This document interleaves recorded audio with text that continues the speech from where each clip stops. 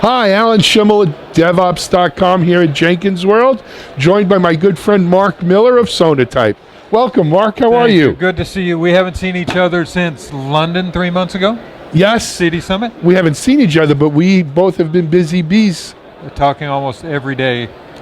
Yes, we have. So, Mark, we have a bunch. You and I are partners in crime on a bunch of different projects. Let's give our audience a little bit of an update. What do you say? We'll talk about RSA first. RSA. If you weren't with us at RSAC 2016 this year, you got another chance because we're doing it all over again. Yep. In third February. year. San Francisco 2017 RSAC. What we've been asked to do by the conference is to put together a DevOps track. And what we were able to do last year was pull in some of the top international speakers in the world, the practitioners, everybody that's really doing it. Yeah, but interesting though, Mark. It was a mixing of the tribes from DevOps practitioners as well as security practitioners, and as well as sort of that hybrid DevSecOps person. And we had several of them. People like Shannon Leeds, DevSecOps from Intuit, and then we had Dan Glass. Well, you know what my favorite was? Which one? Kim Zetter from Wired. Kim Zetter was great. Yeah. I remember that. I mean, and those, by the way, those are all available on YouTube. That's right. And you can get them on there. So by all means, check them out. What are we going to do different this year?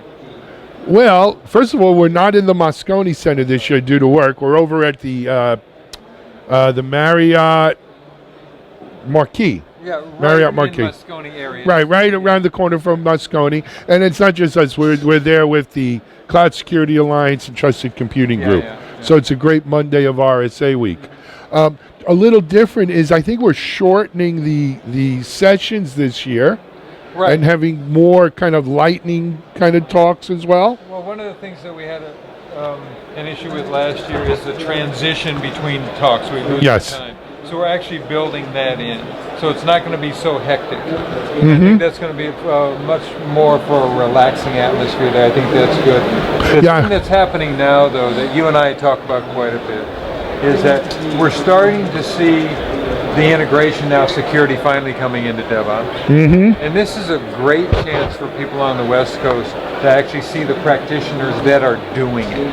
That's the whole purpose of what we're doing. And frankly, it's RSA, it's an intimate gathering of about 30,000. So it's not just the West Coast. I mean, there's people from all over the world there. And it is a great, if you're coming for RSA anyway, especially, it's a no-brainer to come Monday and come spend the day with us. It's earlier this year, right? February? I think it's February 19th, which is a couple weeks earlier.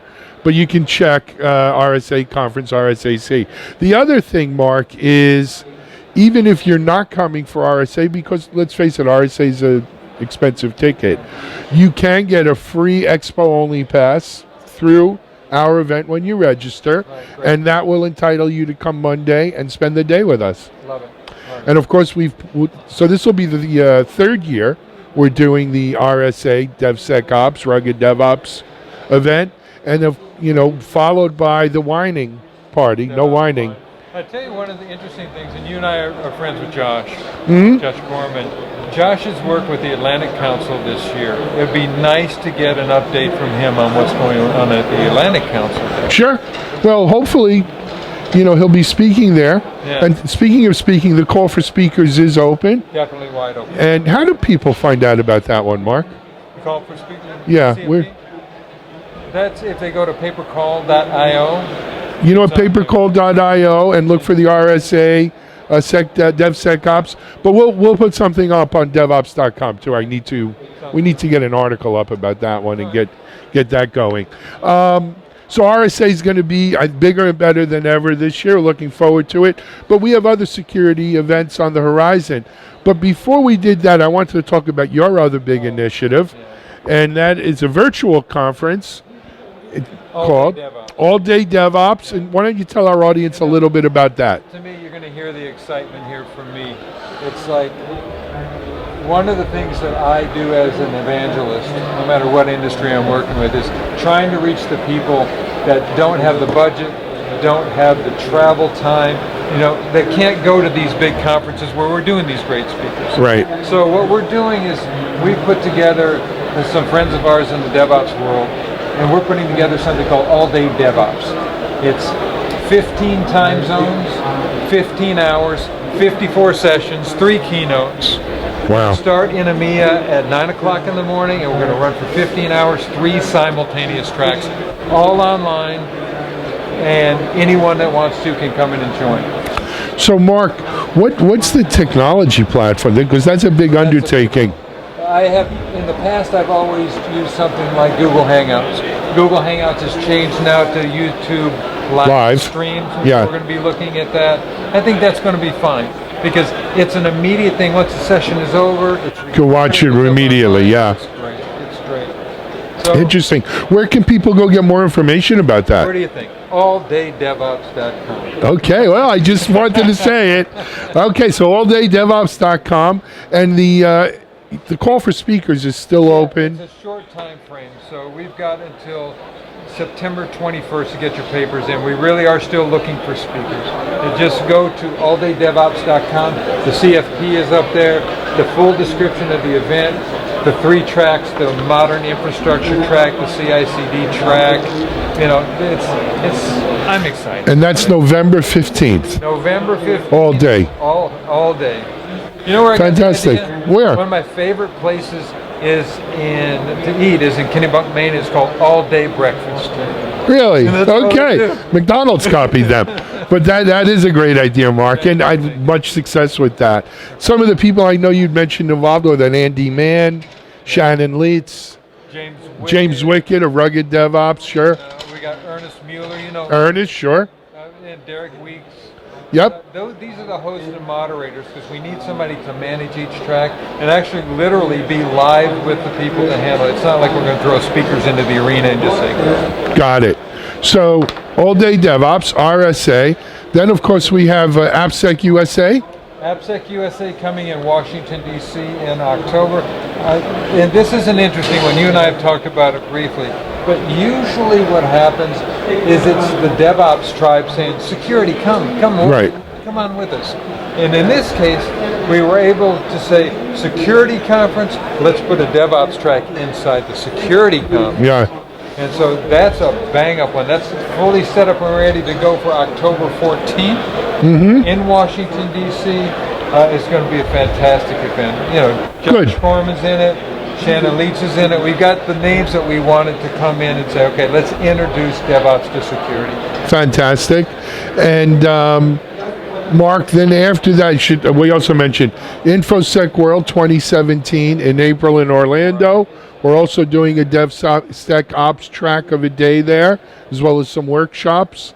IP Expo London. IP Expo London, correct? That's a nice one. Actually, we're going to do IP Expo London and IP Expo in Stockholm, where you and I had a great. Yeah, we had a great Stockholm. Stockholm's a great DevOps community too. Wonderful. Yeah. Excellent stuff. Yeah. So sounds like business as usual. You got some more CD summits? Yes, we have CD summits coming up in Atlanta, Denver, Austin, Texas, Seattle, LA, Amsterdam, and Berlin. I'll take Amsterdam, Berlin. I would do Amsterdam. Believe it or not, I'm actually not going to be at the Amsterdam and Berlin ones because of conflicts with timing. I'm going to be in the States and I have my team handling those. But next year, we're already talking about next year. So here at Jenkins World, that was a great announcement. Yes, let's talk about that. DevOps Express. So DevOps Express, for those of you who may not have heard the term yet, was a new initiative announced by Sasha Leboe, the CEO of CloudBees today, and it really represents a consortium, if you will, or at least an initiative among some of the leaders in the DevOps tools movement. Companies like Chef, Puppet, JFrog, Atlassian, Sonaytype, the DevOps Institute, CA. How those people came to be, right? Sure. What happened is Derek Weeks put together a slide deck to say, here's 50 reference architectures that we've seen in the wild. Yes. And then when you look at that, there's a consistent set of tools in those architectures. Mm-hmm. So we took the initiative with CloudBees and said, why don't we see if we can put these together and say, let's talk about possible solutions where all of us are working together. Yeah. You know, right now it's aspirational, but with the announcement today, you started seeing people shaking their head. Yeah, that's an interesting concept. You and I spoke previously, I think it's all about the potential here. We need follow-up, you need independence, you need execution, like in anything else in business. So it'll be interesting, but I do agree, it has the potential to be a game changer in terms of how most of us use DevOps tools and how they interact and sort of defining that supply chain. Did you see Sasha's face light up when he was talking? Yes. Oh, he's very excited about it. One of the interesting things about this initiative, most of the time you see something coming from marketing trying to... Yeah. This isn't coming from marketing. This is coming from the C-level to say, let's work together as companies.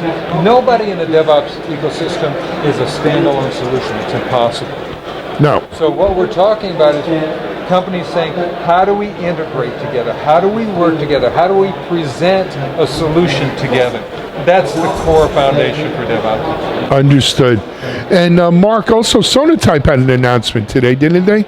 Yeah, we had a couple of things happening. One is Sonaytype Nexus 3.0 is out, which is very exciting for us. It's got high availability is being built in. We've got also all different kinds of formats that can now be managed. We're looking at finally a universal component repository. So beyond just Java, let's say. Absolutely, yes. I mean, you've got NPM in there.